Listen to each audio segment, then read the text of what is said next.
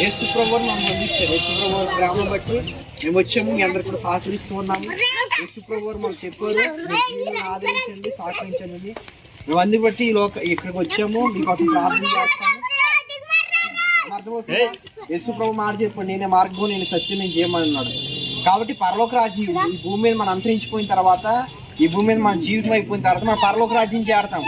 అక్కడ చేరాలంటే ఒకటే మార్గం యేసు ప్రభు వారు. కాబట్టి ఆయన నమ్ముకుంటే దగ్గర చర్చి ఉంది కాబట్టి చర్చికి వెళ్ళండి. మేము మరోసారి వస్తాము, మీకోసం ప్రార్థన చేస్తాం. అమ్మా వందనాలు చేయడం మిమ్మల్ని దీవించుకుంటాను.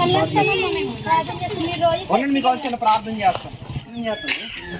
పరిశుద్ధ ప్రేమ కలిగిన యేసయ్యా, నీకు వందనాలు, స్తోత్రాలయ్యా.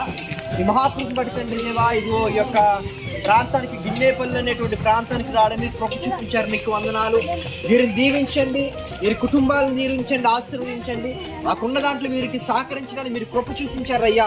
ఈ మారుమూల ప్రాంతంలో ఉంటూ ఉండగా నీవే ప్రధానమైన కాపరిగా వీరికి తోడే ఉండండి అయ్యా. నీకు వందనాలు, స్తోత్రాలు. నీ కృప చూపించండి, వీరికి ఆరోగ్యము, బలము, శక్తిగా ఇచ్చేయండి అయ్యా. ఈ ఆత్మలో మీరు బలపరచండి. తల్లి గారు ఇక్కడ సహోదరి గర్భఫలంతో ఉంది, ఏసునామములో బిడ్డను దీవించండి, ఆశీర్వదించండి అయ్యా. నీ కృప చూపించండి, నిలిచిన మార్గాల్లో మీరు తోడే ఉండండి. నీకు వందనాలయ్యా.